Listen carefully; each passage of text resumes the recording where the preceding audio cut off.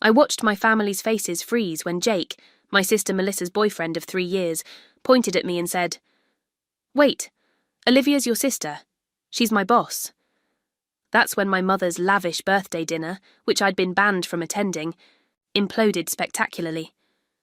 But the real betrayal started long before. If you're watching this right now, I'd love to know where you're from. This family betrayal story changed my entire life, and if you've ever experienced that gut-wrenching moment when you realise your own blood has been working against you, hit that subscribe button. Trust me, the karma that unfolds in this story is something you won't want to miss. I've always been the black sheep in my family, not because I was rebellious or troublesome, but because I wasn't Melissa. My name is Olivia Bennett. I'm 34 years old, and for as long as I can remember, my existence has been defined by not being my perfect younger sister. Growing up in our middle-class neighbourhood in Boston, I was the serious, studious one. Melissa, 4 years younger, was vivacious, charming, and had this effortless way of becoming the centre of attention in any room. Our mother, Diana, now 55, would beam with pride watching Melissa perform at recitals or cheerleading competitions. Our father, Richard, 58, a successful insurance executive, would boast about his little princess to anyone who would listen. I wasn't neglected, exactly. My achievements were acknowledged, good grades, debate team victories, academic scholarships, but always with a subtle undercurrent of, "That's expected from Olivia." When I graduated summa cum laude from college, my father's response was, "Well, you've always had your nose in those books." When Melissa barely scraped through with a C average, there was a lavish party celebrating her perseverance through the challenging college experience. After years of therapy, I'd made peace with this dynamic. I built a successful career as a marketing executive at Meridian Enterprises, one of the top firms in Boston. I had my own condo downtown, a small circle of loyal friends, and I'd learned to limit my family interactions to major holidays and occasional Sunday dinners. It wasn't perfect, but it was a functional equilibrium, until the invitation arrived. It was an elegant cream-coloured envelope with gold embossing, an invitation to my mother's 55th birthday celebration at the Charleston, the most exclusive restaurant in the city. The party was scheduled for Saturday, May 15th. I immediately marked it on my calendar and even bought a new dress for the occasion, a sapphire blue cocktail dress that had cost more than I'd usually spend. I even found the perfect gift, a vintage brooch from the 1960s that matched one my grandmother had honed, which my mother had always admired. 3 days before the party, my phone rang. It was my father. "Olivia, there's been a change of plans," he said, his voice carrying that familiar tone of barely concealed irritation he often used with me. "What's up, Dad? Do you need me to bring something for Saturday? Actually, your mother and I think it would be better if you didn't attend." The words hit me like a physical blow. "Excuse me?" "We want Diana's birthday to be perfect. You know how these family gatherings go when you're there.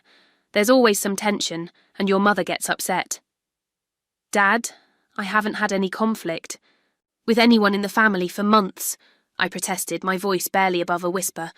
"Well, Melissa mentioned that you two had some words recently, and frankly we don't want any drama. It's your mother's special day." I racked my brain trying to remember any recent argument with Melissa. We'd barely spoken in weeks, aside from a few generic comments on social media. "What are you talking about? What words did Melissa say we had?" My father sighed heavily. "I don't know the details, Olivia. I just know that every time you're around, something happens. Melissa ends up crying, your mother gets upset, and the whole event is ruined. Just sit this one out, okay? Will do. Lunch sometime next week." Before I could respond, he hung up. I sat on my couch, still holding my phone, trying to process what had just happened. I had been uninvited from my own mother's birthday, based on a conflict that never occurred. This wasn't the first time something like this had happened. 3 Christmases ago, I arrived at my parents' house to find they'd started dinner 2 hours early because we thought you weren't coming, despite my confirming twice that week. Last Thanksgiving, my contribution to the meal, a complicated recipe I'd spent hours preparing, was accidentally left in the refrigerator, while Melissa's store-bought pie was prominently displayed. At my father's retirement party, my toast was mysteriously struck from the programme while Melissa spoke for 15 minutes.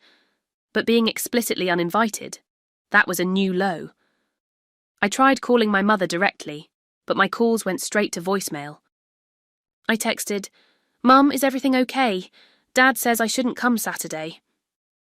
No response. I considered showing up anyway, but ultimately decided against it. If they didn't want me there, forcing my presence would only create the very drama they were accusing me of causing. So I resigned myself to staying home that Saturday night, nursing my hurt feelings with a bottle of wine and a Netflix binge. If only I had known what was really going on behind the scenes. 6 months before the birthday incident, my professional life was thriving in ways my personal life never had. As Director of Marketing at Meridian Enterprises, I had built a reputation for innovative campaigns and uncompromising standards. My team respected me, our clients trusted me, and for the first time in my life I felt truly valued. The Monday morning that would eventually connect all the dots began like any other. My assistant Tara poked her head into my office. "You're 9. O'Clock is here," she said. "The new hire for the Stratton account." I nodded, quickly finishing an email. "Send him in." The man who walked through my door was tall, with warm brown eyes and an easy smile. He extended his hand. "Jake Wilson. Thank you for this opportunity, Ms. Bennett." Jake's resume had impressed. Me, experience with major brands, innovative campaign strategies, and glowing recommendations. In person, he was articulate and thoughtful, with none of the arrogance that often came with his level of talent. "Welcome to Meridian," I said after our interview. "I have high expectations for this team, but I also believe in creating an environment where people can do their best work." "I appreciate that," he replied. "I'm looking for a place where I can grow and contribute equally." Over the next few months, Jake proved himself to be everything his resume promised and more. He tackled the challenging Stratton account with fresh ideas that impressed even their notoriously difficult CEO. He collaborated smoothly with the team, always giving credit where it was due. He stayed late when deadlines loomed, but never made a show of his dedication. Our relationship was strictly professional. I maintained appropriate boundaries with all my team members, and Jake respected that. We discussed campaigns, strategies, client needs, and industry trends. Occasionally, we'd chat about neutral topics like the latest Netflix series or Boston's unpredictable weather, but personal lives remained largely private. In March, disaster struck when the Peterson account, our biggest client, threatened to walk after a miscommunication about their campaign timeline. Jake stepped up, working through an entire weekend to develop an alternative strategy that not only appeased Peterson, but excited them enough to increase their budget by 20%. "You saved us," I told him during our debrief. "That was impressive work," he shrugged modestly. "Just doing my job." "Well, your job just got bigger. I'd like to recommend you for a promotion to senior marketing strategist." His eyes widened. "Seriously, that's... Thank you. I won't let you down." "I know you won't." After the Peterson crisis, Jake and I worked more closely together on major accounts. During one late-night strategy session, our conversation drifted briefly into personal territory. "Do you have plans this weekend?" I asked, making small talk while we waited for design mock-ups. "Yeah, actually. It's our 3-year anniversary." "Congratulations," I said. 3 years is significant." He smiled, a soft expression crossing his face. "It's had its challenges, but she's worth it. What about you? Any special plans?" I shook my head. "Just the usual. Maybe catch up on some reading." That was the extent of our personal conversation. Jake never mentioned his girlfriend's name, and I never asked. Professional boundaries were important to me, and after growing up in the shadow of my sister's personal dramas, I appreciated keeping work focused on work. In early May, Jake's promotion became official. The team gathered for a celebratory dinner at an upscale restaurant downtown. Champagne flowed, toasts were made, and for once, I allowed myself to relax slightly with my colleagues. During dessert, Jake's phone rang. He glanced at the screen and excused himself. Sorry, I need to take this. As he walked toward the restaurant entrance, I headed to the restroom. Passing by, I couldn't help overhearing his side of the conversation. Hey. Yeah, it's going great. I know, I miss you too. Love you too, Mel. I'll tell you all about it when I get home. Mel. A girlfriend named Mel. The information registered vaguely, but I didn't connect it to anything significant. Why would I? The world was full of women with names that could be shortened to Mel, Melissa, Melanie, Melody. If only I'd made the connection sooner. 2 days before my mother's birthday dinner, from which I'd been explicitly uninvited, I was reviewing emergency contact information for upcoming company retreats. Standard procedure, nothing unusual. Jake's file showed his emergency contact as Melissa Bennett. I stared at the name, my brain refusing to make the obvious connection for several long seconds. Bennett isn't an uncommon surname. There could be thousands of Melissa Bennetts in the world. But how many lived in Boston? How many were dating a marketing professional named Jake Wilson? This is impossible, I whispered to my empty office. I pulled up Jake's personnel file again. His home address was in the South End neighborhood. I knew Melissa had moved there. Last year, after complaining that her previous apartment was too small for entertaining properly. With shaking hands, I opened Instagram on my phone. Melissa and I were connected on social media, though we rarely interacted beyond obligatory. Likes on major life announcements. I scrolled through her recent posts, brunches with friends, shopping trips, gym selfies. There were occasional references to a boyfriend. Date night with my love, or 3 amazing years with this one, but no clear photos of his face. Always. Artfully cropped shots showing clasped hands, a shoulder, the back of a head. I dug deeper, scrolling back months, years. There it was, a group photo from a New Year's party 1.5 years ago. Melissa in the centre, surrounded by friends, and in the background, partially visible but unmistakable, Jake Wilson. The pieces clicked into horrifying place. My sister had been dating my employee for at least 1.5 years. Neither had ever mentioned the connection. And now, suddenly, I'd been banned from my mother's birthday right after I'd promoted Jake. This wasn't coincidence. This was sabotage. I called my closest friend, Erin, who'd witnessed the Melissa drama throughout our lives. Am I crazy? I asked after explaining the situation. Am I making connections that aren't there? Olivia, Erin said firmly, you're not crazy. This is exactly the kind of thing Melissa has always done. Remember when she befriended your college roommate, and then suddenly that girl started spreading rumours about you? The memory stung. Jennifer had been my roommate freshman year. We'd been close until Melissa visited for a weekend. After that, Jennifer became distant, then hostile. I later discovered she'd been told I was mocking her behind her back. Or the time she dated your high school boyfriend 2 weeks after you broke up, then made sure everyone knew he liked her better. Another painful memory. Tyler and I had dated for nearly 1 year when we were 16. After a minor argument, he suddenly broke things off. 2 weeks later, he was with Melissa, who made a point of telling me how he'd always been attracted to her. You think she put Jake up to this? I asked. To what end? I don't know if Jake is in on it, Erin replied. But I'd bet my life savings that Melissa orchestrated him working for you. Think about it. She finally found a good guy, realised. You were successful in your career and decided to insert him into your workplace. Maybe to spy on you, maybe to set up some kind of conflict. It made a twisted kind of sense. Melissa had always been insecure about my academic and professional achievements, even while our parents fawned over her. She'd spent years trying to prove she could succeed in areas where I excelled. So what do? I asked. You go to that birthday dinner, Erin said without hesitation. You walk in with your head high and watch what happens when these two worlds collide. I wasn't invited, remember? Since when has an invitation stopped the truth? After hanging up, I sat in my office for a long time, weighing my options. I could confront Jake at work, but that would bring personal drama into my professional space, something I'd always strived to avoid. I could call my parents and try to explain, but they'd never believed me over Melissa before. Or I could show up at the birthday dinner and let the situation reveal itself. The thought of walking into that restaurant uninvited made my stomach churn.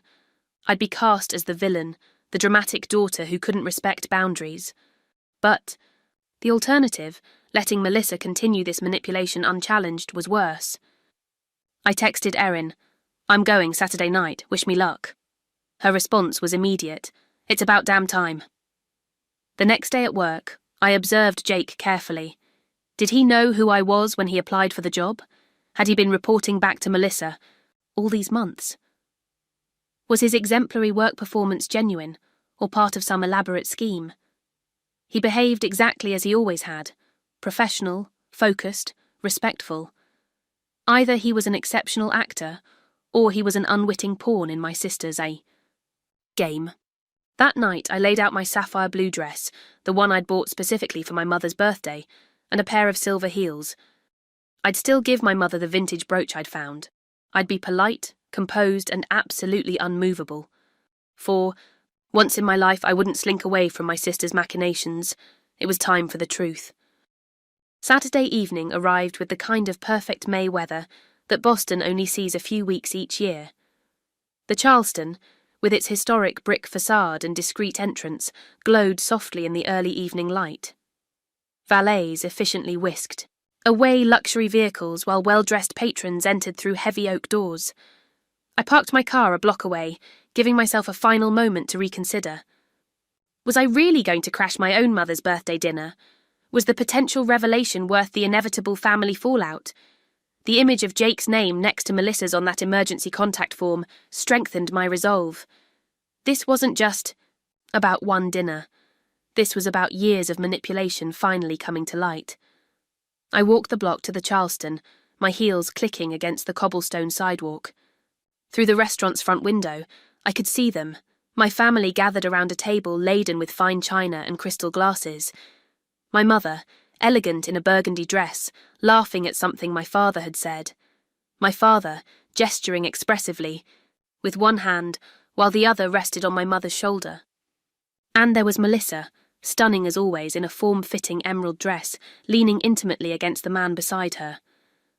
Jake, my employee, the man I'd just promoted, sitting with my family as though he belonged there. They looked so happy. A perfect family portrait that had no space for me. For a fleeting moment I considered leaving. Let them have their perfect evening. Let Melissa have her secrets. Let my parents continue in their blissful ignorance. But then I saw Jake raise his glass in a toast, saw my family clink their glasses together, celebrating without me based on a lie. I pushed open the heavy door. The maitre d' approached with a practiced smile. "Good evening, madam. Do you have a reservation?" "I'm joining the Bennett party," I said, my voice steadier than I felt. His smile faltered slightly as he consulted his tablet. "I don't see an additional guest listed for the Bennett reservation." "It's fine. I'm family." Before he could object further, I walked past him toward the table in the corner. I was halfway there when my father spotted me. His expression shifted from confusion to anger so quickly it would have been comical under different circumstances. "Olivia," he said as I reached the table, his voice carrying that warning tone I knew so well. "What are you doing here?" "We discussed." "This?" My mother turned, her smile fading. "Oh dear." Melissa smirked slightly, leaning closer to Jake. And then Jake looked up. Our eyes met, and his expression transformed from polite curiosity to shock. "Olivia?" he said, standing abruptly. "What are you doing here?" The table fell silent. My father looked between Jake and me, confusion replacing anger. "You two know each other?" my mother asked. Jake was still staring at me, his face growing increasingly pale. "Ms. Bennett is my boss," he said slowly. "Director of Marketing at Meridian." Now it was Melissa's turn to look shocked. She gripped Jake's arm. "What are you talking about?" Jake looked from me to Melissa, the pieces visibly clicking together in his mind. "Wait," he said, pointing at me. "Olivia's your sister? She's my boss." The silence that followed was absolute. My mother's hand flew to her throat. My father's mouth opened and closed without producing sound. Melissa's face drained of colour. I stood there, letting the moment stretch, watching as understanding dawned across each of their faces. "Surprise," I said quietly. "Happy birthday, Mum." I placed the small gift box containing the vintage brooch on the table. Jake was the first to recover. "I don't understand," he said, looking between Melissa and me. "You've talked about your sister for 3 years, but you never mentioned her name was Olivia. You never said she worked at Meridian." Melissa's shock was quickly morphing into something else, the calculated defensiveness I'd seen countless times. "How was I supposed to know where she worked?" she countered. "It's not like we talk." Jake's confusion deepened. "But you told me to apply at Meridian. You sent me the job listing." And there it was, the confirmation I needed. My father finally found his voice. "What the hell is going on here?" The neighbouring tables had gone, quiet, diners pretending not to listen while stealing glances at our family drama unfolding. "I think," I said calmly, "that we have a lot to discuss." A waiter approached nervously. "Is everything all right here?" "No," my mother said, finding her composure, "but it will be. Could we get another chair for my daughter, please?" The look on Melissa's face was worth every ounce of anxiety I'd felt walking into that restaurant. For the first time in our adult lives, she couldn't control the narrative. As I took my seat at the table, I noticed several people at nearby tables glancing our way, some openly watching the family drama unfold. If this were a scene in a movie, now would be the perfect moment for a commercial break. The tension in the air was thick enough to cut with one of the fancy steak knives on the table. I couldn't help thinking about everyone watching this unfold. If you've ever been in a situation where family secrets suddenly explode into the open, you know exactly how this feels. That terrible, wonderful moment when the truth finally breaks free. If you're enjoying this family karma story, make sure you hit that like button. Trust me, what happens next changed everything. The waiter returned with an additional chair, placing it awkwardly between my father and Jake.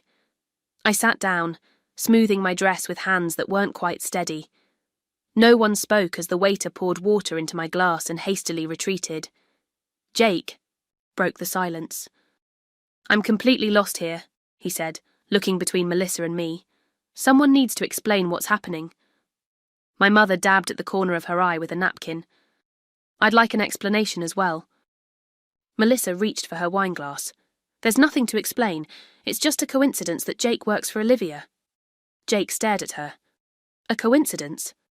Mel, you specifically told me to apply at Meridian. You helped me prepare for the interview. You said your friend worked there and told you they were looking for someone with my qualifications." "I was just trying to help you," Melissa said, her voice rising slightly. "How was I supposed to know Olivia worked there?"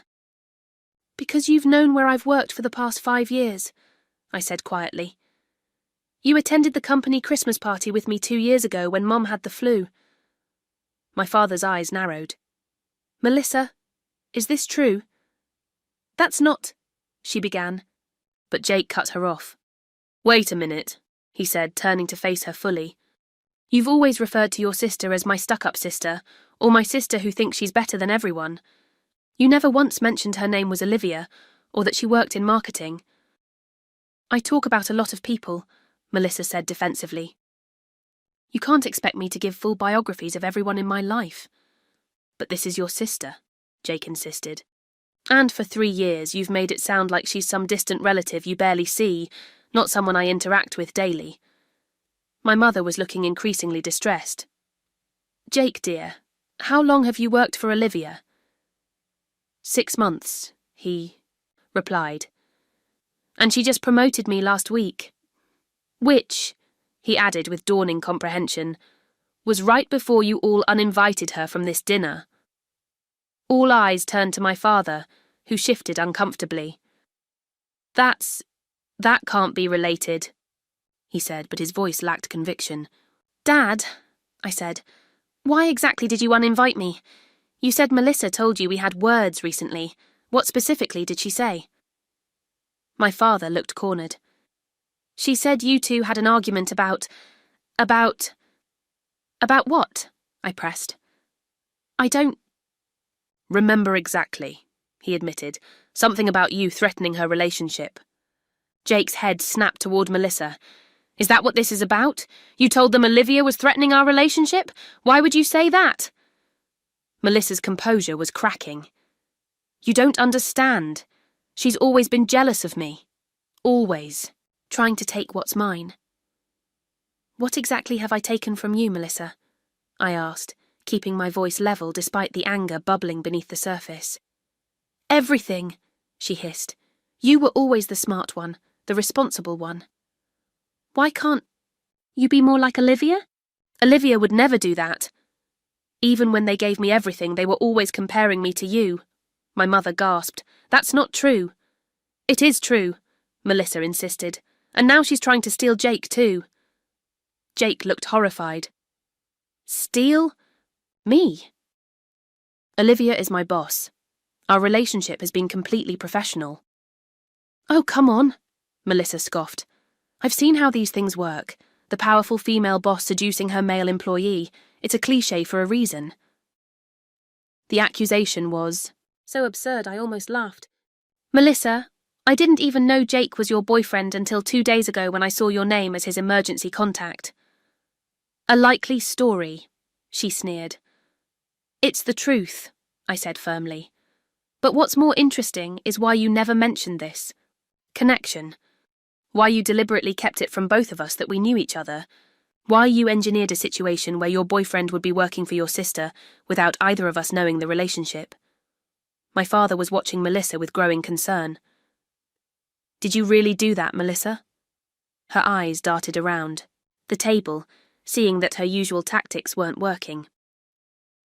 I just wanted Jake to get a good job. Meridian is prestigious. It was for his career. But why hide it? My mother asked, her voice trembling slightly. Why not just tell Olivia you were dating someone who wanted to apply at her company? Because she would have sabotaged it, Melissa exclaimed. She's always trying to ruin things for me. Jake was shaking his head slowly. That doesn't make sense. I've worked with Olivia for 6 months. She's been nothing but fair and supportive. You don't know her like I do, Melissa insisted. Actually, Jake said, his voice hardening, I'm starting to think I don't know you like I thought I did. He turned to me. Olivia, Ms. Bennett, I swear I had no idea you were Melissa's sister. She's mentioned a sister, but always in vague terms and never by name. I believe you, I said. But I have to ask, has Melissa ever asked you about work, about my projects or clients, or anything specific about me? Jake's expression changed as realization dawned. She asks about work all the time, specific accounts, marketing strategies. His voice trailed off. Oh, God. What? My father demanded. Jake looked sick. She's always especially interested when I talk about new campaign strategies or client acquisitions. She's asked me to show her presentations sometimes. Said she was interested in marketing. My mother put her hand over her mouth. Melissa, you didn't. It's not like that, Melissa said quickly. I was just taking an interest in his career. Is that why your new online boutique's marketing strategy is eerily similar to the campaign we developed for Stratton last month? I asked quietly. Melissa's face flushed. That's absurd. It's basic marketing. Anyone would use those approaches. Jake was staring at her with growing horror. The Stratton campaign used a proprietary algorithm for targeted ads that Olivia developed. It's not basic marketing. It's innovative and specific to Meridian. So what if I got some ideas? Melissa snapped. That's how business works. That's how corporate espionage works, I corrected. And it's potentially illegal, depending on what information you accessed. My father, always concerned with appearances and propriety, looked mortified. Melissa, tell me you didn't use your relationship with Jake to steal business strategies from your sister's company. I didn't steal anything, she insisted. Jake shared things with me because he loves me and wants me to succeed. Jake stood up abruptly. I shared things with you because I trusted you, and because you made me believe you were genuinely interested in my work. I never thought you were using me to spy on your sister, a sister you deliberately kept me from knowing about." The neighbouring tables had long abandoned any pretense of not listening. My mother was quietly crying. My father looked like he might be sick. "I think," I said carefully, "that we need to acknowledge what's really happening here. This isn't about one dinner or one job. This is about a pattern that's been going on our entire lives." "Here we go," Melissa said bitterly. "Saint Olivia always so perfect." "No," I countered. "Not perfect, just honest, and tired of being manipulated and excluded based on lies." "What lies?" my father demanded, clinging to his last shreds of denial. "Like the lie that Melissa and I had an argument recently, or the lie that I caused drama at family gatherings, or the lie that I've ever tried to sabotage Melissa's happiness." My mother looked up, tears streaking her makeup. "But all those times when Melissa was upset after family gatherings were because I existed," I finished for her. "Not because I did anything to her." Jake was looking at Melissa with growing clarity. "The times you've cried after phone calls with your family, you said it was because your sister said cruel things to you. But that wasn't true, was it?" Melissa's mask was slipping. "You don't understand. None of you understand what it's like to live in her shadow." "Her shadow?" my father repeated incredulously. "Melissa, we've given you everything. Your apartment, your car, the seed money for your boutique. We've supported you in every way possible, while always making it clear you were compensating for the fact that I wasn't as smart or successful as Olivia," she shot back. My mother shook her head slowly. "That's not true, sweetheart. We've always been so proud of you." "For what?" Melissa demanded. "What have I ever done that compares to perfect Olivia?" The raw pain in her voice momentarily silenced the table. Despite everything, I felt a flicker of sympathy for my sister. Had she really spent all these years believing she was somehow inadequate? "Melissa," I said gently, "I've spent my entire life feeling like I wasn't enough for this family. That, no matter what I achieved, it didn't matter because I wasn't you." She looked at me in genuine surprise. "That's ridiculous. They adore you." "They respect my achievements," I corrected. "They've never adored me the way they adore you." My parents exchanged troubled glances. Jake was watching this exchange with a thoughtful expression. "I think I'm starting to understand why you never wanted me to meet your family, Mel. It wasn't about keeping me from them. It was about keeping me from Olivia." Melissa didn't deny it. "What I don't understand," he continued, "is why you then orchestrated me working for her. If you were so afraid of us connecting, why put us in daily contact?" My mother looked up sharply. "That's a very good question." Melissa's silence spoke volumes. "You wanted me to fail," I realised aloud. "You placed someone close to you in my department, encouraged him to get close professionally, all so you could, what? Undermine my work? Steal my ideas? Wait for me? To make a mistake?" "I wanted you to know what it feels like," Melissa burst out. "To have someone take what's yours, to feel like you're not special anymore." The raw honesty of her outburst left us all momentarily speechless. Jake broke the silence. "So our entire relationship has been what? A long con to get back at your sister?" "No," Melissa said quickly, reaching for his hand. "No, Jake, I love you. That's real." He withdrew his hand. "Is it? Because from where I'm sitting, it looks like you've been using me as a pawn in some twisted sibling rivalry. You've been lying to me for 3 years." "Not about us," she insisted. "Never about us." But the damage was done. 3 years of trust had evaporated in 30 minutes of truth. My mother's birthday dinner was officially ruined. But for the first time in decades, our family was having an honest conversation. As the initial shock began to subside, my father ordered a round of drinks. "I think we all need this," he said grimly. No one disagreed. Jake had moved his chair slightly away from Melissa, creating a physical distance that mirrored the emotional chasm that had opened between them. My mother was dabbing at her eyes with a napkin, careful not to smudge her makeup further. This isn't just about tonight, I said after the waiter had delivered our drinks and retreated. This is about a pattern that's been happening since we were children. What pattern? My father asked defensively. We've always treated you girls equally. Jake looked skeptical, but remained silent, an outsider witnessing our family's unravelling. Dad, I said gently, I don't think you've ever treated us equally, but that's not even what I'm talking about. I'm talking about Melissa's pattern of sabotage. Melissa rolled her eyes. Here we go with the victim narrative. Should we talk about what happened with my Harvard application? I asked her directly. She paled slightly but maintained her defiant expression. What about Harvard? My mother asked. I took a deep breath. This was a wound I'd never fully exposed to my parents. Senior year, I was waitlisted at Harvard, my dream school. I never understood why, since my grades and extracurriculars were strong. Then, the summer after graduation, Mrs. Patel from next door mentioned how sad she was that I'd withdrawn my application. My father frowned. But you didn't withdraw your application. Exactly, I said. Someone called the admissions office, pretending to be me, and withdrew my application. They used my social security number and other personal details as verification.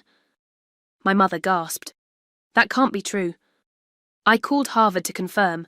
They had a record of the call. I looked directly at Melissa.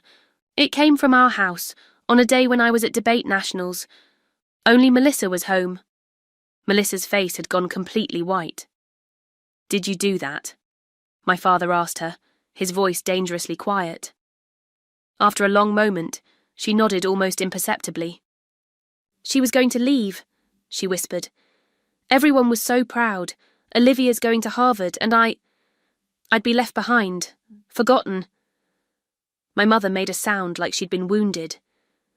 Melissa, how could you? It worked out fine, Melissa said defensively. She went to Boston University and did great. That's not the point, my father said, his voice shaking with anger. You deliberately sabotaged your sister's future. It wasn't the only time, I said quietly. Jake, who had been listening in stunned silence, looked at me. There's more. I nodded. Remember Tyler Bradley, Mum? My high school boyfriend.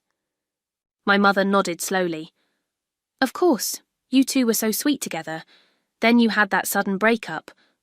It wasn't sudden, and it wasn't my choice, I said. Tyler came to me one day saying he couldn't see me anymore. He wouldn't explain why. 2 weeks later, he was dating Melissa. They were better suited, my mother said weakly. They dated for 3 weeks, I countered. It made no sense until years later when I ran into Tyler at a college alumni event. He told me the truth. Melissa had shown him fake diary entries she claimed were mine, where I supposedly wrote terrible things about him and confessed to cheating. My father turned to Melissa. Is this true? Melissa stared at her wine glass. We were teenagers. Everyone does stupid things as teenagers. Not like that, Jake said, speaking up for the first time in a while. That's calculated cruelty. There was also the family business opportunity, I continued, the floodgates now open. Remember when Grandpa was looking to bring someone from the next generation into his consulting firm? I expressed interest, but suddenly he changed his mind, after hearing concerns about my work ethic. My father shifted uncomfortably. Dad mentioned something about you not being reliable. I'd never missed a deadline in my life, I said. But somehow rumours spread that I was flaky and uncommitted, rumours that, coincidentally, Melissa was well positioned to contradict, but didn't. You wouldn't have been happy there anyway, Melissa muttered. That wasn't your decision to make, I replied. What about the trust fund? Jake asked suddenly. We all turned to look at him. What trust fund? My father asked. Jake looked confused. The one from your grandparents. Melissa mentioned they changed their will to exclude Olivia because she was disrespectful to them. My mother's hand flew to her mouth. Mum and Dad's educational trust, but that was divided equally. Not according to what Melissa told me, Jake said. She said Olivia was cut out completely. All eyes turned to Melissa, who was now visibly squirming.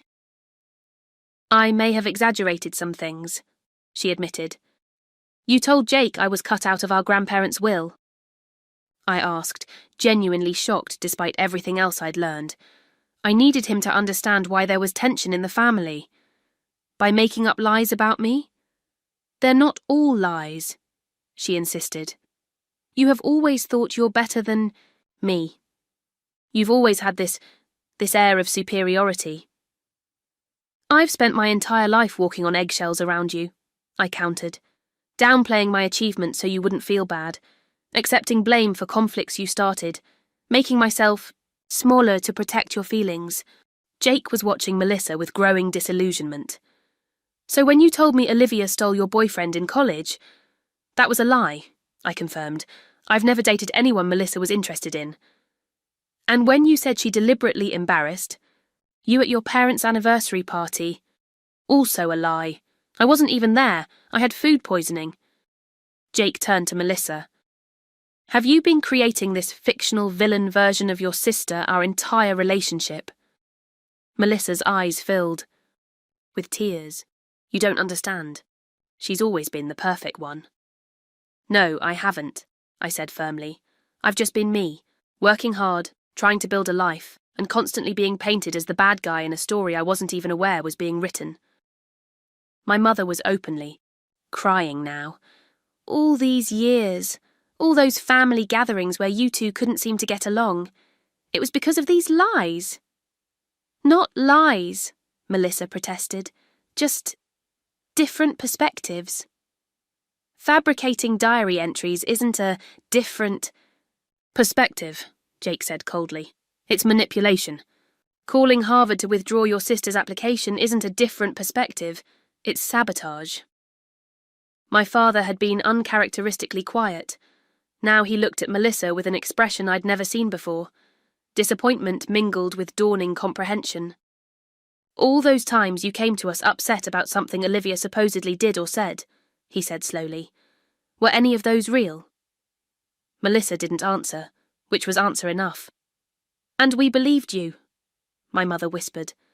"Every time, without question, without even asking Olivia for her side." "Because she was your favourite," I said quietly. It was easier to believe I was the problem than to consider Melissa might be lying. "That's not why," my father started, then stopped. He looked at my mother, some unspoken communication passing between them. "Then why?" I asked. My mother took a deep breath. "Because Melissa needed us more. At least we thought she did. You were always so capable, so independent. Melissa seemed more fragile." "I manufactured that fragility," Melissa admitted suddenly, surprising us all. "I learned early on that being emotional got me attention. Being wounded by Olivia made you both rally around me." The brutal honesty of her statement hung in the air. "And I let it happen," my father said heavily, "because it was easier than admitting I didn't know how to connect with my oldest daughter." The admission hit me like a physical blow. All these years I'd thought the distance between us was my failure somehow. Jake stood up abruptly. "I need some air." He walked toward the restaurant entrance without looking back. Melissa half rose to follow him, then sank back into her chair. "I think he needs some space," I said gently. "This is your fault," she hissed, the vulnerability of moments ago replaced by familiar anger. "You've ruined everything." "No, Melissa," my father said firmly. "This time you can't blame your sister. This is the consequence of your own actions." The birthday dinner my mother had so looked forward to was now a tangle of painful revelations and shattered illusions. The perfectly frosted cake sitting untouched at the side of the table seemed like a mockery of celebration. Jake returned. After several minutes, his expression composed but distant. "I apologize for walking out," he said formally. "This has been illuminating." "Jake," Melissa began, reaching for his hand. He gently but firmly moved his hand away. "Not now, Mel. I need time to process all of this. My mother, always the peacemaker, attempted to salvage something from the evening. "Perhaps we should order dessert. The cake looks lovely." No one had the heart to tell her that cake and candles couldn't fix what had been broken here tonight. The morning after my mother's disastrous birthday dinner, I arrived at work earlier than usual. The weekend's revelations had left me with insomnia, and I'd spent most of the night mapping out professional contingency plans. I was reviewing the employee handbook section on conflicts of interest when there was a knock at my office door. Jake stood there looking as tired as I felt. "May I come in?" he asked formally. I nodded, gesturing to the chair across from my desk. The atmosphere was strained. We'd moved from boss and employee to unwitting participants in a family drama, and neither of us seemed sure how to navigate this new territory. "I want to apologize," he began. I shook my head. "You have nothing to apologize for, Jake. From what I can tell, you were as much in the dark as I was. Still, I should have realized something was off. Melissa always changed the subject when I talked about you, my boss. She never wanted to see photos from company events. She discouraged me from attending optional team gatherings." He ran, a hand through his hair. "In retrospect, the signs were there." "We see what we expect to see," I said. "I never connected Mel to my sister either." We sat in silence for a moment, the professional distance between us both a comfort and a challenge in this unprecedented situation. "We need to discuss the practical implications," I finally said, slipping into business mode because it felt safer than personal territory. "Meridian has strict policies about conflicts of interest and disclosure requirements." Jake nodded grimly. "I've reviewed the handbook. Section 4.3 covers romantic relationships that create supervisory conflicts, but there's nothing specific about family relationships." "True, but Section 5.2 requires disclosure of any relationship that could potentially affect business decisions or create the appearance of impropriety." "I would have disclosed it if I'd known," Jake said earnestly. "I had no idea who you were in relation to Melissa." "I believe you," I assured him. "But now that we do know, we have to address it. Your recent promotion was based on merit," he finished firmly. "I earned that promotion with the Peterson account, save, and my work on the Stratton campaign." "I know that, and you know that, but others might question it." Jake's expression darkened. "Because I'm dating the boss's sister." "Exactly. And there's the matter of confidential information. You mentioned Melissa asked about presentations and strategies." He looked genuinely distressed. "I never thought... I showed her some basic marketing concepts. I talked about campaigns after they'd launched. I never intentionally shared proprietary information." "But Melissa may have gleaned more than you realized," I said gently. "Her boutique's marketing approach mirrors our Stratton strategy in ways that can't be coincidental." Jake put his head in his hands. "I feel like such an idiot." "You're not an idiot. You trusted someone you loved." He looked up at me, his expression pained. "I don't even know if I actually know her. The Melissa I thought I was in love with and the person I saw last night, they seem like different people." I felt a pang of sympathy. Despite my complicated history with Melissa, I could see Jake was genuinely hurt. "People are complex. The Melissa you know probably is real in many ways." "Maybe," he said uncertainly. "But where do we go from here? Professionally, I mean." I'd been considering this question all night. "I think the most appropriate action is to transfer you to another department. You're too valuable to lose, but having you report directly to me now creates complications." "I understand," he said, looking relieved. "Digital marketing has an opening for a senior strategist. Same level, different reporting structure." "That could work," I agreed. "I'll speak with HR today." "What about..." He hesitated.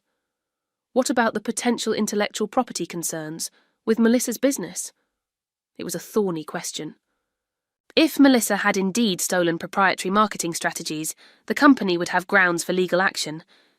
But pursuing that would destroy any chance of healing our family relationships, not to mention potentially damaging Jake's career by association. "For now," I said carefully, I think we document the similarities and consult with legal on a confidential basis. No action unless necessary. He nodded gratefully. And us? Working here together after everything? We're professionals, I said simply. We focus on our work and maintain appropriate boundaries. As if on cue, my phone rang. The display showed Timothy Vaughan, our CEO. I should take this, I said, reaching for the phone. Jake stood to leave, then paused. For what it's worth, Olivia, you're nothing like the person Melissa described all these years. You're fair, supportive, and exactly the kind of leader I respect. The sincerity in his voice caught me off guard. Thank you, Jake. After he left, I answered the call. Timothy didn't waste time on pleasantries. Olivia, I heard about an incident last night involving you, one of your direct reports, and your family. I closed my eyes briefly. Of course, news had travelled. Boston's business community was smaller than it seemed.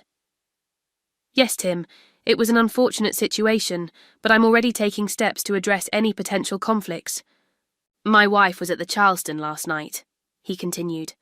She overheard enough to be concerned about potential confidentiality breaches.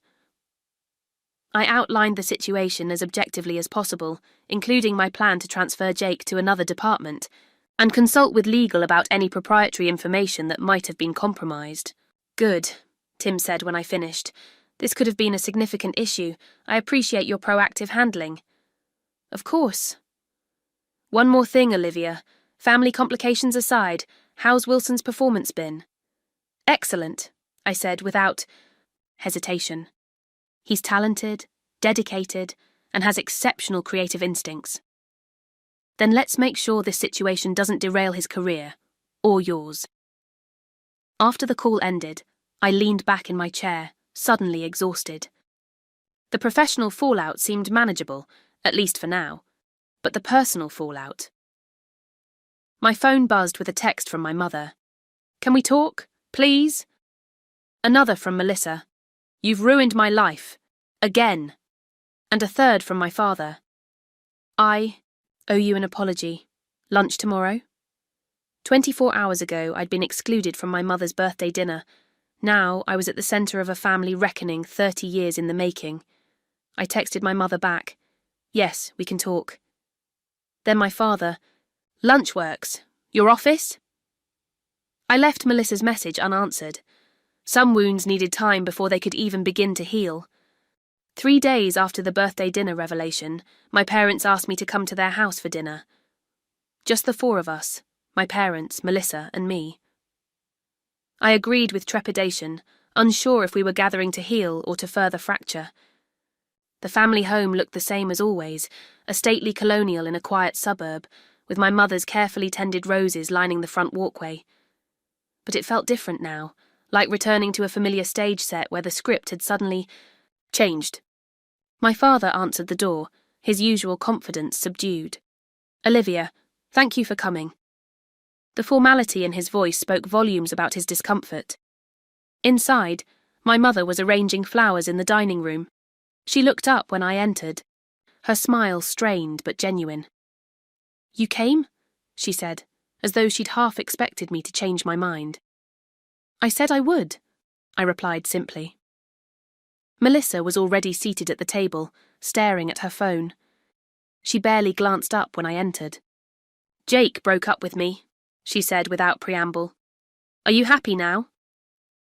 Melissa, my father warned. What? It's true. 3 years gone because of her.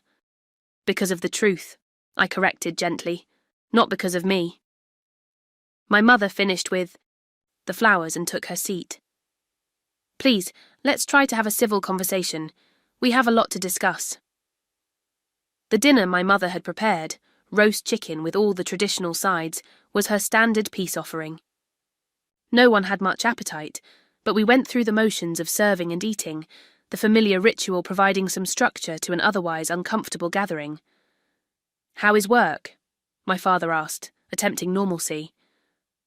Complicated, I admitted, but manageable. Jake's being transferred to another department. He said he's considering leaving Meridian entirely, Melissa said bitterly. starting fresh somewhere else. The implication that this was somehow my fault hung in the air. That would be his choice, I said evenly, though I hope he doesn't. He's talented. Oh, I know all about how much you appreciate his talents, Melissa muttered. Enough, my father said sharply. Melissa, we're not here to cast more blame. We're here to understand how we got to this point and how we move forward. My mother set down her fork. I've been doing a lot of thinking these past few days about patterns I didn't see, or chose not to see. Her voice wavered slightly. Olivia, I owe you an apology. We all do. The simple acknowledgement nearly undid me. After decades of being the family scapegoat, hearing my mother admit fault was both vindicating and deeply sad. Why? I asked softly. Why was it so easy to believe the worst of me? To always take Melissa's side without question? My parents exchanged a look I couldn't quite interpret. It started before you can remember, my mother began hesitantly. When Melissa was born, I had severe postpartum depression. I couldn't bond with her, couldn't even look at her some days. This was news to me. My mother had never mentioned postpartum depression. You were 4, she continued, and you were so good with her, so natural. You'd sing to her, show her your toys. You connected with her in ways I couldn't. I felt like a failure, she admitted. My 4-year-old daughter was a better mother to my baby than I was. By the time I got proper treatment and began to bond with Melissa, she was almost 2, and there was already this guilt, this need to compensate for those early months. My father picked up the thread. We overcompensated, praised her excessively, excused behaviours we shouldn't have. Whenever there was conflict between you two, it was easier to ask you, the more mature one, to accommodate her than to enforce consequences for Melissa. You enabled her, I said, the pieces falling into place. We did, my father admitted, and over time it became a pattern none of us knew how to break. Melissa had been silent during this exchange, but now she looked up, her eyes bright with unshed tears. You think I don't know, that I was the family project? Poor Melissa, we have to handle her carefully. We have to make sure she feels special. That's not, my mother began. It is, Melissa interrupted. I always knew something wasn't right, that your love came with this undercurrent of worry, like you were waiting for me to break. We never thought you would break, my father said gently. No? Then why did you never hold me accountable? Why did you always believe me over Olivia? It wasn't because you loved me more, it was because you thought I was damaged. The raw honesty in her voice silenced us all. And the thing is, she continued, her voice dropping to almost a whisper, maybe I am. Because what kind of person does the things I've done? Who sabotages their own sister? Who lies to the man they love for years? For the first time I saw genuine remorse in my sister's eyes, unobscured by defensiveness or blame. You're not damaged, Melissa, I said carefully. But you have been shaped by patterns that none of us recognized until now. Your sister is right, my father said. We failed both of you. We failed to give Melissa appropriate boundaries and consequences, and we failed to give Olivia the validation and support she deserved. My mother reached across the table, tentatively, placing her hand over mine. Can you forgive us, Olivia? The question hung in the air, heavy with decades of hurt and misunderstanding. I'm trying, I said honestly. It's not going to happen overnight, but I want to move forward, not stay stuck in old patterns. Melissa looked at me, really looked. At me, perhaps for the first time in years. I don't know how to fix this, she admitted. I don't even know if it can be fixed. It starts with truth, I said. No more lies, no more manipulation. I'm seeing a therapist, she offered almost shyly. Started yesterday. She says I have issues with insecurity and validation-seeking behaviours. It was a small step, but a significant one for someone who had always deflected responsibility. That's good, I said sincerely. It takes courage to look at yourself honestly. Your Uncle Thomas called me this morning, my father said, changing the subject slightly. Apparently Aunt Sarah has been trying to tell us for years that she observed concerning patterns in how Melissa interacted with you. We always dismissed her concerns as sibling rivalry. Aunt Sarah always did see through my act, Melissa acknowledged, with a hint of her old self-awareness. Others have too, my mother added. We just weren't ready to listen. The conversation continued well into the evening, painful but necessary. Old hurts were acknowledged, patterns identified, apologies offered. It wasn't a magical healing, too much damage had been done for that, but it was a beginning. As the evening wound down, my father poured small glasses of the aged scotch he reserved for significant occasions. To truth, he said, raising his glass. However uncomfortable it may be. We clinked glasses, this broken family taking its first tentative steps toward honesty. I can't promise I'll never mess up again, Melissa said as we prepared to leave, but I'm going to try, really try. That's all any of us can do, I replied. As I drove home that night, I felt lighter than I had in years, not because everything was fixed. It wasn't and might never be completely, but because the weight of unacknowledged truth had finally been lifted. The family I'd grown up in would never be the same. But perhaps the family we might become would be healthier, more honest and ultimately more loving than the one built on illusions and unspoken pain. 1 month after the revelation at my mother's birthday dinner, I sat at my desk reviewing the quarterly marketing projections. The initial chaos had settled into a new normal, different, challenging, but in many ways more authentic than what had come before. Jake had decided to stay at Meridian, accepting the transfer to digital marketing. We maintained a cordial professional relationship, nodding in hallways and exchanging pleasantries at company meetings. There was an unspoken understanding between us, two people who had been unwittingly drawn into a complex family drama and were now finding their way back to solid ground. My phone buzzed with a calendar reminder. Diana's birthday dinner, take 2, 7 p.m. My mother had decided she wanted a do-over birthday celebration, smaller, more intimate, and focused on healing rather than appearances. Just family at her favourite local Italian restaurant, rather than the upscale Charleston. As I gathered my things to leave the office, my phone rang. It was Melissa. Our relationship over the past month had been cautious, text messages rather than calls, careful conversations about neutral topics. She was continuing therapy, and I'd gone with her to one session at her therapist's suggestion. It had been difficult but productive. Hey, I answered. Are you coming tonight? She asked without preamble. Yes, I'll be there. 7 o'clock at Salvatore's. Good, she said, then paused. I wanted to tell you something before dinner. I've decided to rebrand my boutique. New name, new marketing approach. My own approach, not borrowed concepts. It was a significant concession from Melissa, an acknowledgement of past wrongs without the defensiveness that had characterized our interactions for so long. That's a good decision, I said. I'm happy to give you some general marketing advice if you'd like, as your sister, not as a competitor. I'd like that, she said softly. See you tonight. The dinner that evening was noticeably different from my mother's original birthday celebration. The conversation was sometimes awkward, occasionally strained, but fundamentally honest. My father didn't dominate with stories of his business prowess. My mother didn't fuss excessively over Melissa. And Melissa didn't perform her usual role of charming, attention-seeking daughter. We were just 4 people, connected by blood and shared history, trying to forge a healthier path forward. I have something for you, my mother said, as dessert was served. She handed me a small wrapped package. Inside was a delicate silver bracelet with 4 small charms, a book, a paintbrush, a star, and a heart.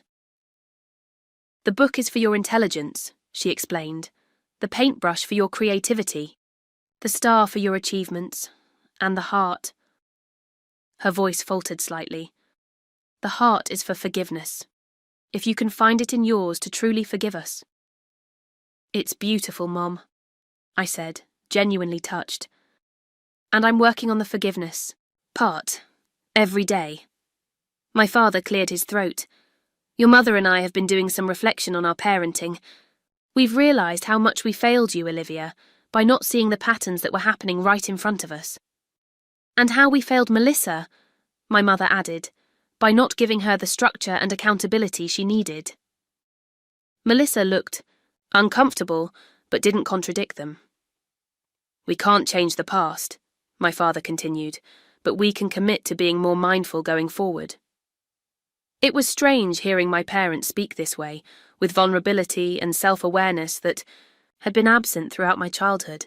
The family therapy sessions they'd begun attending were clearly having an impact. The following week, I received an invitation to a family gathering at my Aunt Sarah's lake house. In the past, I would have automatically accepted, regardless of my own plans or preferences. This time, I considered it carefully. I had meetings scheduled that weekend that would be difficult to rearrange. More importantly, I was learning to establish boundaries, to make decisions based on my own needs rather than family expectations. I called my father to decline. I won't be able to make it to Aunt Sarah's, I explained. I have work commitments that weekend. I braced myself for guilt or pressure, the usual tactics that would have made me reconsider in the past.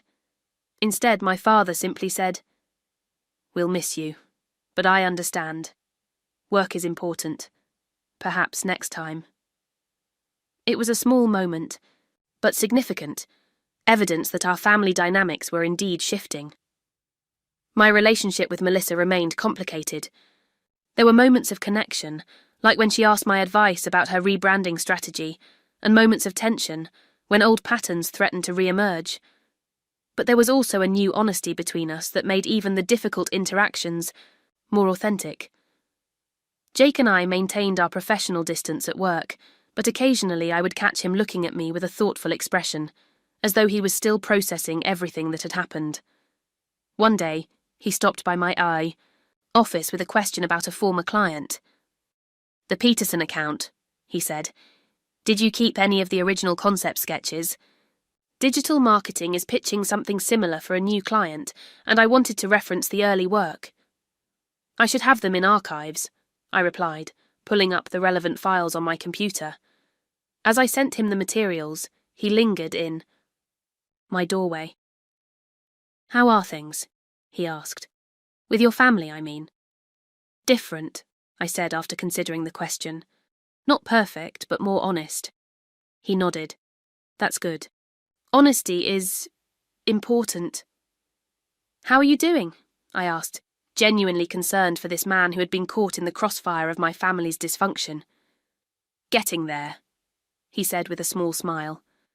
"Some days are better than others, but I'm glad I stayed at Meridian. The work still matters to me." "I'm glad you stayed too," I told him. "You're an asset to the company."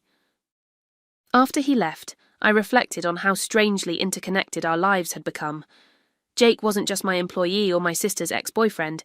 He was a person who had witnessed one of the most pivotal moments in my family's history. There would always be a unique connection there, though I suspected it would remain primarily professional. That evening, I met Erin for dinner at our favourite restaurant.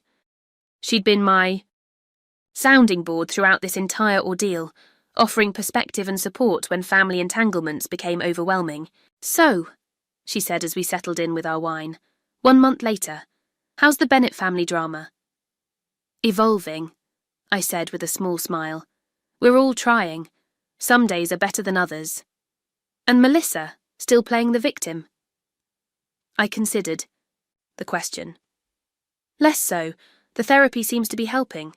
She's taking more responsibility for her actions." Erin looked sceptical. "People don't change that easily, Liv, especially not someone with Melissa's track record. I'm not expecting a complete transformation," I assured her. "Just progress. And I'm being cautious, setting boundaries." "Good," Erin said firmly, "because you deserve better than what that family has given you all these years." Her loyalty warmed me, but I found myself offering a more nuanced perspective than I might have a month ago. "They're flawed," I acknowledged, We all are, but at least now we're being honest about it. That's worth something. As I drove home that night, I reflected on how much had changed in just 1 month. The family that had excluded me from a birthday dinner was now working, imperfectly but genuinely, to build more honest relationships. The sister who had sabotaged me for decades was confronting her own insecurities and behaviours, and I was learning that family loyalty isn't an automatic obligation. It must be earned through trust, respect, and truth. The road ahead wouldn't be easy. Decades of dysfunctional patterns couldn't be undone in weeks or even months. There would be setbacks, moments when old wounds reopened or new conflicts emerged. But for the first time in my life, I felt hopeful about my family relationships, not because they were perfect, but because they were finally real. As I pulled into my driveway, my phone chimed with a text from my mother. "Thank you for being patient with us as we learn to do better. Love you." Simple words, but ones that would have been unimaginable just months ago. I texted back, "One day at a time, love you too." And that was the truth. Not the happily ever after of fairy tales, but the complex, challenging, rewarding truth of a family finally brave enough to see itself clearly. If there's one thing I've learned through this entire experience, it's that family karma eventually catches up to everyone. The lies, the manipulation, the years of being cast as the villain in my own family story. All of it finally came to light in one unexpected moment when my sister's boyfriend recognized me as his boss. Have you ever experienced a moment when family secrets suddenly exploded into the open? Or found yourself vindicated after years of being misunderstood? I'd love to hear your stories in the comments below. If this family journey resonated with you, please hit that like button and subscribe to hear more stories about navigating complicated family dynamics and finding your own truth. And if you know someone who might be struggling with similar family issues, sharing this video could help them realise they're not alone. Thank you for listening to my story. And remember, sometimes the most painful family revelations can ultimately lead to healing if we're brave enough to face the truth.